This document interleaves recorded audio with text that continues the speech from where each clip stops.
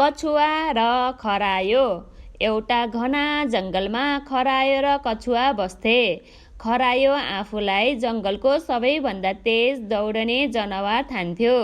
ऊ सधैँ अरू जनावरहरूको अगाडि आफ्नो तीव्र गतिको घमण्ड गर्थ्यो। एक दिन खरायोले कछुवालाई जिस्कायो। अरे कछुवा भाइ, तिमी त हिँड्दा पनि घिस्रिन्छौ। तिम्रो गति त कमिलाको पनि आधा छैन। कछुवा र शान्त भएर मुस्कुराएर भन्यो, खरायो दाइ, तपाईँ जति तेज दौडनुहुन्छ म त्यति सुस्त हुँ। तर के तपाईँ मसँग दौड प्रतियोगितामा गर्न तयार हुनुहुन्छ? खरायो ठुलो स्वरमा हाँस्यो र भन्यो, त मसँग दौडने? त्यो त हावासँग दौडनु सर हो। तर ठिक छ, तँलाई सबक सिकाइदिन्छु। दौड सुरु भयो। जङ्गलका सबै जनावरहरू दौड हेर्न जम्मा भए। बाँदरले सिटी बजायो र दौड सुरु भयो। खरायो हावा जस्तै तीव्र गतिमा दौडियो। केही क्षणमै ऊ कछुवाभन्दा धेरै अगाडि पुगिसकेको थियो।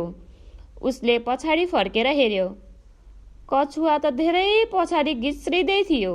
खरायोले सोच्यो, यति सुस्त गतिमा दौडिनेलाई म सजिलै हराउँछु। अलि आराम गर्छु। त्यसपछि खरायो एउटा रुखमुनि आराम गर्दा बस्यो। अलिकति मात्र आँखा लगाउँछु भन्दै ऊ गहिरो निन्द्रामा पर्यो। कछुवाको धैर्य। कछुवा एकहोरो गतिमा दौडिरह्यो। ऊ रोकिएन, न त उसले अरूतिर ध्यान दियो। ऊ बिस्तारै तर लगातार अगाडि बढिरह्यो।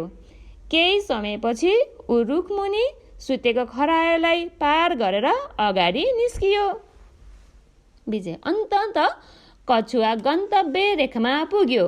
सबै जनावरहरूले ताली बजाए र कछुवालाई विजेता घोषित गरे।